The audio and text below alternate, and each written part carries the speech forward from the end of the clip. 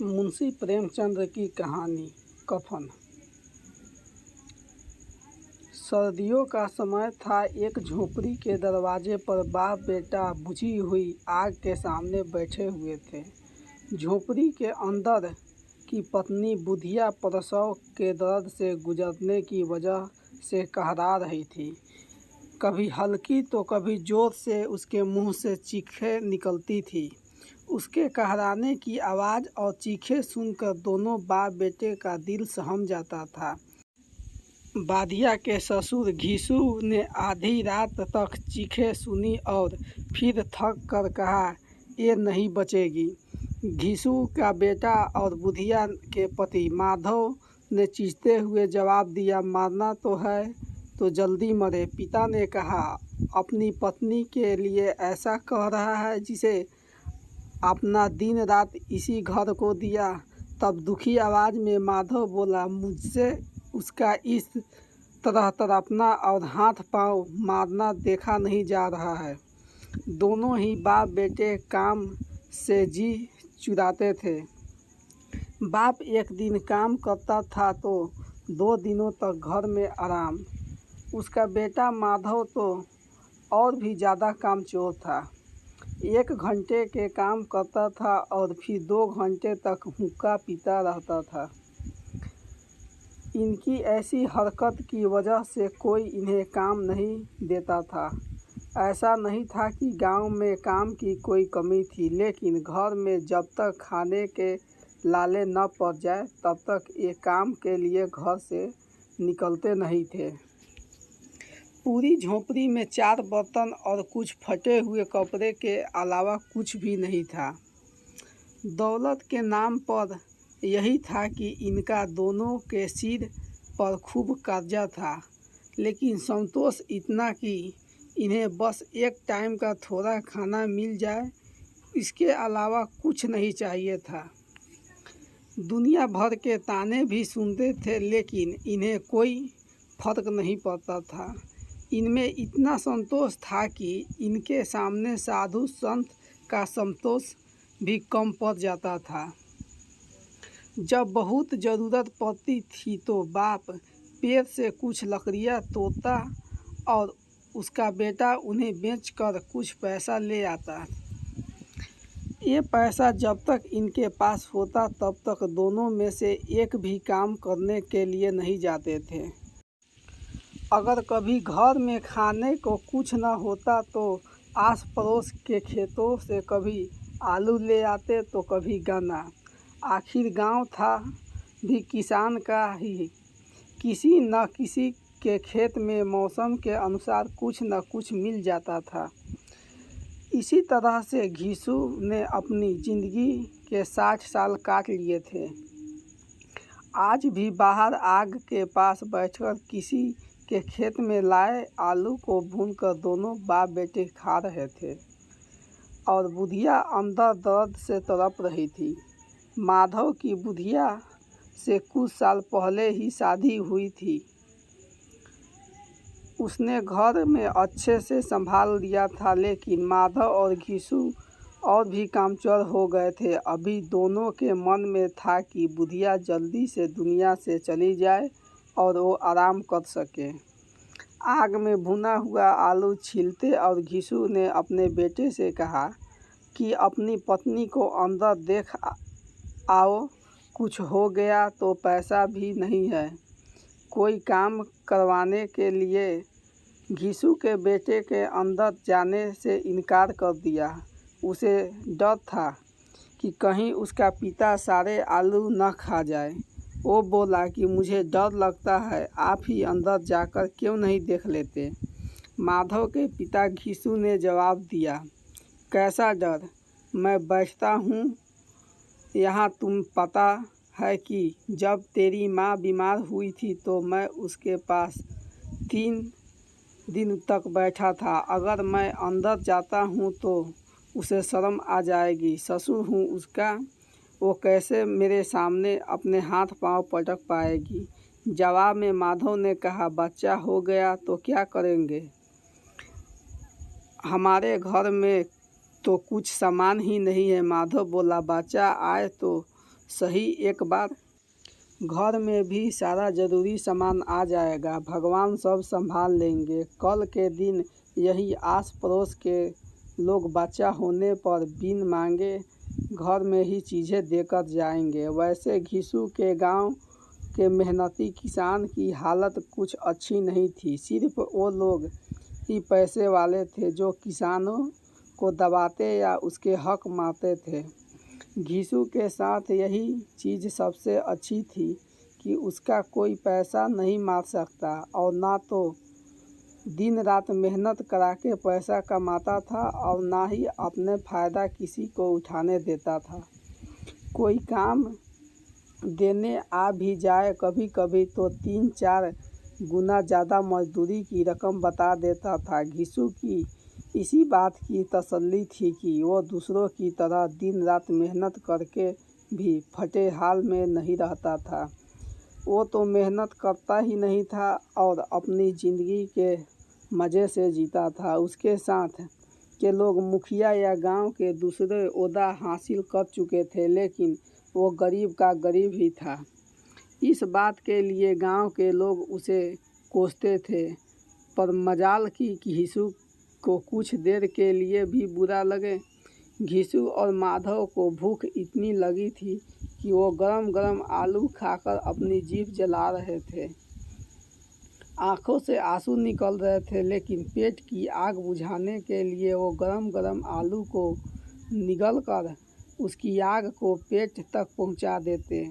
ज़्यादा गरम आलू खाने की वजह से दोनों की आंखों से पानी निकल था, पर भूख तेज थी, इसलिए दोनों में से कोई रुका नहीं। आलू खाते हुए ही घिसू को 20 साल पहले निकाली ठाकुर की बारात में मिलती दावत याद आ गई। उस दावत में जिस तरह के पेट भरकर घी में तली हुई पूरियाँ, कचौरियाँ और दूसरे के व्यंजन खाने को मिली थी, वैसा दोबारा कभी नहीं मिला। यह सब सोचकर घिसू मुस्कुराया।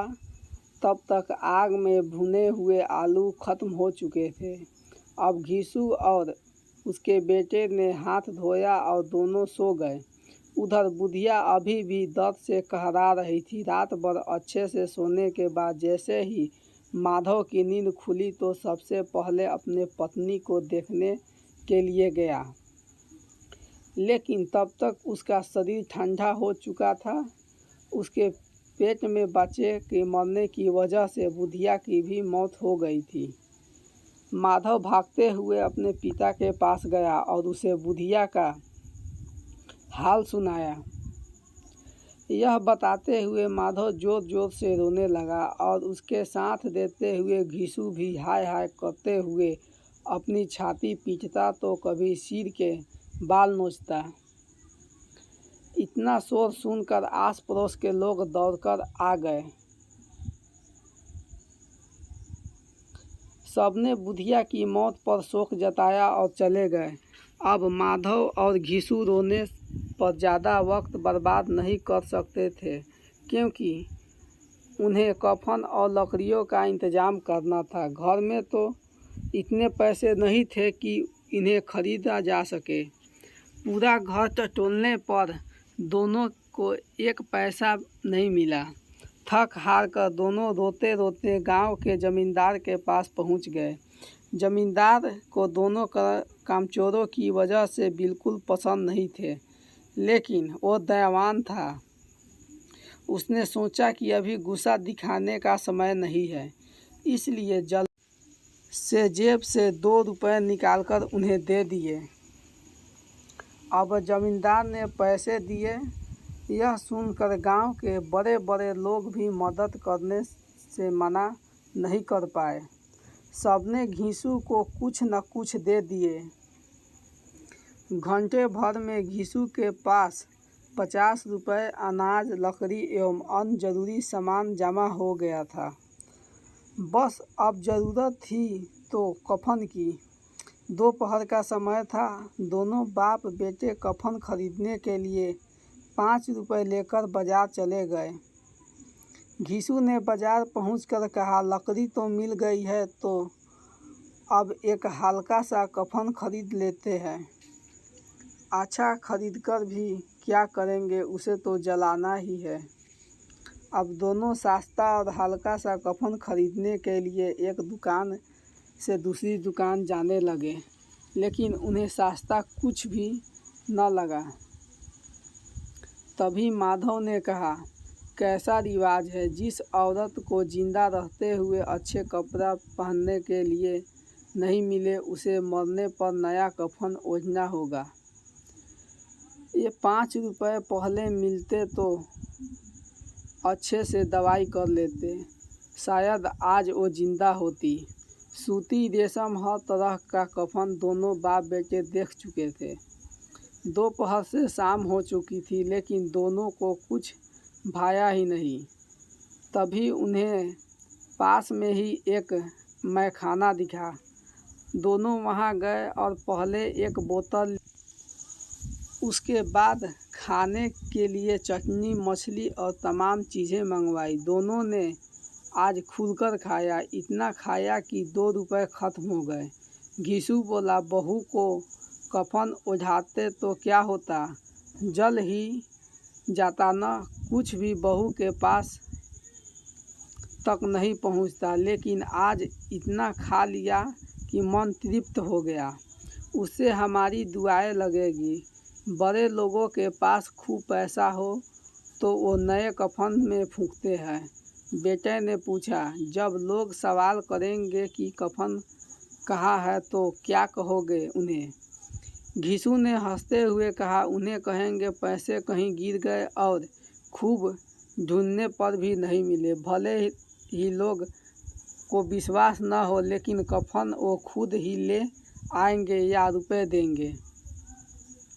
अपने पिता की इस बात पर माधव जोर जोर से हंसने लगा और फिर बोला कि बहुत अच्छी थी बुधिया, जाते जाते हमें खूब खिला गई, उसे स्वर्ग में ही जगह मिलेगी। अब बचे हुए पैसे से घीसू ने और पुड़िया मंगवाई और साथ में अचार भी। मज़े से दोनों पुड़िया खा रहे थे। खाते खाते घीसू ने कहा कि अब हमारी आत्मा खुश हो रही है तो उसे पुण्य तो मिलेगा ही। माधव ने फिर सिर हिलाते हुए हाँ कहा। कुछ देर माधव बोला कि ऐसा भोजन कभी नहीं मिला था हमें, उसे स्वर्ग में जगह तो मिलेगी ही, आखिर उसकी वजह से हम सब एक खा पा रहे हैं। फिर माधव ने कहा कि क्या हम लोग एक दिन स्वर्ग में जाएंगे? माधव ने इस मासूम सवाल का घीसू को कोई जवाब नहीं दिया और कहा कि चुपचाप से खाना खाओ। वो इसी वक्त ऐसी बातें करके अपना आनंद कम नहीं करना चाह रहा था। फिर माधव ने पूछा, अगर बुधिया स्वर्ग में हमसे पूछेगी कि मेरे लिए कफन क्यों नहीं लाए, तो हम क्या जवाब देंगे? घीसू पूछने लगा, तुझे किसने कह दिया कि उसे कफन नहीं मिलेगा? बिल्कुल मिलेगा और बहुत अच्छा मिलेगा। कौन देगा? सारा पैसा तो हम खा गए, नाराज होते हुए माधव ने कहा। जवाब में घीसू बोला, वही देंगे जिन्होंने इतना कुछ दिया है। बस इस बार पैसा हमारे हाथ नहीं लगेगा, लेकिन कफन जरूर आएगा। माधव जोर जोर से रोते हुए कहने लगा, स्वर्ग की रानी बनेगी मेरी पत्नी। उसने बहुत दुख झेला है।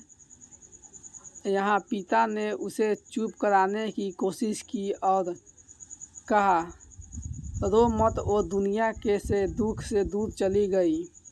अब हम दोनों खड़े होकर गाना गाने लगे, नाचने लगे। सब उन्हें देख रहे थे, लेकिन उन्हें किसी से कोई फर्क नहीं पड़ रहा था। नशे में चूर बाप बेटे नैना झमकावे गाते गाते उसी जगह पर गिर गए। कहानी से सीख। इंसान को कामचोरी नहीं करनी चाहिए, वरना जीवन को चलाना मुश्किल हो जाता है। साथ ही ज़्यादा संतोषी होना से जीवन में आगे बढ़ने की चाह ही ख़त्म हो जाती है। आपको ये कहानी कैसी लगी नीचे कमेंट करके हमें ज़रूर बताइएगा।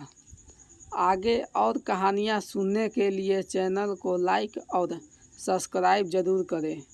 अगर आपको ये कहानी पसंद आई हो तो अपने दोस्तों के साथ ज़रूर शेयर करें और ऐसी ही प्यारी कहानियाँ सुनने के लिए हमारे YouTube चैनल से जुड़ें।